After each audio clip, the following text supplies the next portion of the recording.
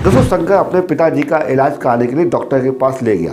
तो डॉक्टर ने कहा कि बुढ़ापे का कोई इलाज नहीं होता है और ये तो 80 पार कर चुके हैं, आप इनकी सेवा कीजिए। तो शंकर ने कहा कि साइंस ने तो बहुत तरक्की कर ली है, कोई और रास्ता हो तो बताइए। हाय गाइस, मैं हूँ शिव और ये अद्भुत मोटिवेशन वीडियो हम सबके लिए। डॉक्टर ने शंकर बाबू से कहा कि मैं तो सिर्फ दुआ ही कर सकता हूँ, बस आप इन्हें खुश रखिए और इससे अच्छी कोई दवा है ही नहीं है। इन्हें जो पसंद हो वो खिलाइए, इन्हें लिक्विड पिलाइए। बस डॉक्टर साहब ने इतना कहा और अपना बैग उठाया और वहाँ से चल दिए। अब शंकर पिताजी को लेकर बहुत ज़्यादा चिंतित होने लगा। शंकर को लगता था कि पिता के बिना भी कोई जीवन हो सकता है। माँ के जाने के बाद बस उन्हीं का आशीर्वाद अब बचा था। अब शंकर को अपने बचपन से लेकर जवानी तक के दिन याद आने लगे। अब शंकर को अपने पिताजी के पुराने दिन याद आए। शंकर को याद आया कि जब उसके पिता बाहर से आते थे तो उसके लिए कुछ ना कुछ लेके आते थे। बाहर हल्की हल्की बारिश हो रही है, ऐसा लग रहा है कि आसमान भी रो रहा है। अब शंकर ने अपने आप को किसी तरह समेटा और अपनी पत्नी से बोला।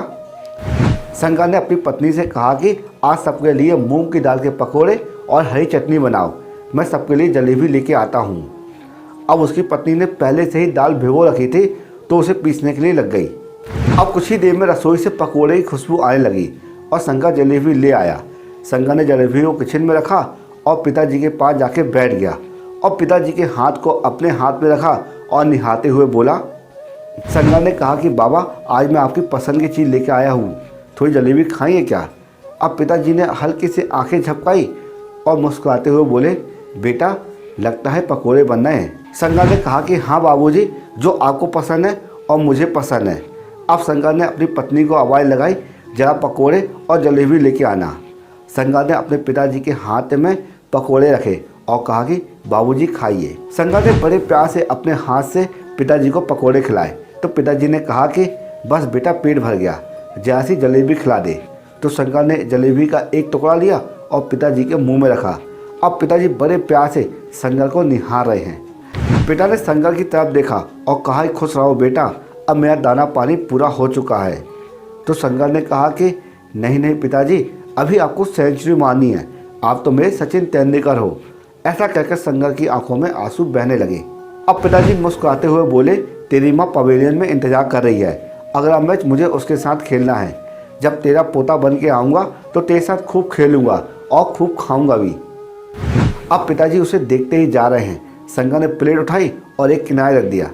पिताजी फिर भी उसे देख रहे हैं और पलक नहीं झपका रहे। तो शंकर समझ चुका था कि पिताजी की यात्रा पूर्ण हो चुकी है। अब शंकर को अपने पिताजी की बात याद आई। शंकर को पिताजी कहते थे, पिताजी ने कहा था कि कौवा बन के साथ खाने नहीं आऊँगा, जो कुछ खाना है और खिलाना है अभी खिला दे। दोस्तों, इस कहानी को सुनने के बाद मुझे एक छोटी सी कविता याद आई। वो कविता मैं आपको सुनाता हूँ, सुनिए। क्यों है खपा जिंदगी, क्यों रूठ जाती है, बिन बुलाए मौत घर क्यों चली आती है। अभी तो हमने पिता का हाथ पकड़कर चलना सीखा था, अकेले रास्तों में जिंदगी क्यों छोड़ के चली जाती है। मौत इतनी जल्दी क्यों आती है, जाते जाते कुछ तो बता जाते, परिवार की जिम्मेदारियां समझा जाते। याद तो बहुत आती है आपकी, माँ के आंसुओं को पोंछने का तरीका तो बता जाते। हे ईश्वर, हम पे एक उपकार करना, मेरे पिता को अपने साथ ही रखना। लूँगा पिता का नाम तेरे नाम के साथ, उन पे अपना आशीर्वाद सदा बनाए रखना। हे ईश्वर, तूने गुल को गुलशन में जगह दी, तूने पानी को दरिया में जगह दी, तो पिता को अपने दिल में जगह देना, जिसने मुझे इस संसार में जगह दी। दोस्तों, ये छोटी सी कहानी हमें बहुत कुछ सिखाती है कि अपने माता पिता की सेवा जीते जी करना चाहिए। उनके मरने के बाद भंडारा करने की क्या आवश्यकता है। दोस्तों, जीते जी अगर आपके माता पिता खुश नहीं हैं तो मरने के बाद कहाँ से खुश रहेंगे।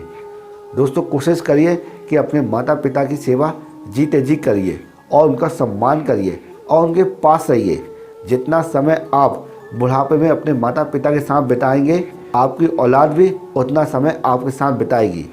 आप ये मत सोचिए कि आप अपने माता पिता की दूर से सेवा करेंगे तो आपको पुण्य मिलेगा। दोस्तों, ये आपकी बहुत बड़ी गलतफहमी है। दोस्तों, आप अपने माता पिता की सेवा उनके साथ रह के करिए। दोस्तों, कुछ लोग ऐसे होते हैं कि काम के चक्कर में माता पिता को छोड़कर बाहर चले जाते हैं और बाहर से ही अपने माता पिता की सेवा करते हैं। दोस्तों, आप ही सोचिए, कल आपकी औलाद होगी, वो भी काम के लिए बाहर जाएगी और दूर से ही सेवा करेगी और आपके साथ नहीं रहेगी, तो फिर आपको कैसा लगेगा। दोस्तों, जैसा व्यवहार आप करेंगे वैसा व्यवहार आपकी संतान भी करेगी। इस बात का हमेशा ध्यान रखें। ज़्यादा से ज़्यादा समय अपने माता पिता के साथ बिताएं। अगर ये वीडियो अच्छा लगा हो तो इसी वक्त इस वीडियो को लाइक कर देना, क्योंकि हम आपके लिए इसी तरह यूज़फुल कंटेंट सदा बनाते रहते हैं। जय श्री राम।